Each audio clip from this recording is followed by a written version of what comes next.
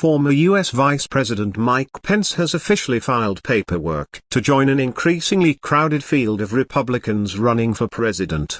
Mr. Pence, 63, is set to formally launch his campaign with a video, speech and town hall event in the early voting state of Iowa on Wednesday. The move pits him against Donald Trump, the man he served in the White House for 4 years from 2017-21.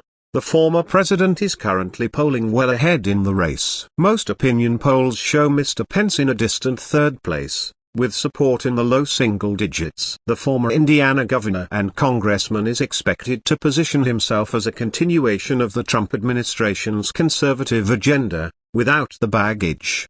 Mr. Pence, who describes himself as a Christian, a conservative and a Republican, in that order, was an unswervingly loyal deputy to Mr. Trump through much of their 4 years in office.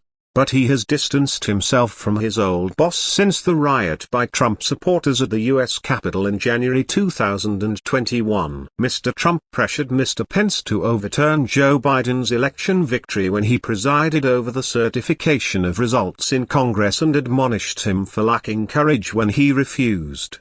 Some rioters were heard chanting "Hang Mike Pence" as they stormed the halls of Congress, and many Trump loyalists view him as a traitor. The former vice president said in March that Mr. Trump's encouragement of the rioters had endangered my family and everyone at the Capitol that day. Mr. Pence has spent months laying the groundwork for his run and is banking on a strong performance in Iowa. Religious conservatives are an influential voting bloc in the state and, in 2016, helped Texas Senator Ted Cruz narrowly defeat Mr. Trump.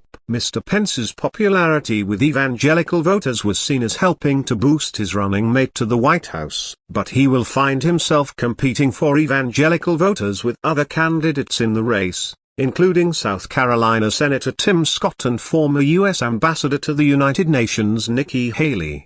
Florida Governor Ron DeSantis is currently polling a distant second in the race. Former New Jersey Governor Chris Christie and incumbent North Dakota Governor Doug Burgum are also planning to enter the race this week. There is growing concern that a crowded field will split the anti-Trump vote and hand the party's nomination to Mr. Trump again.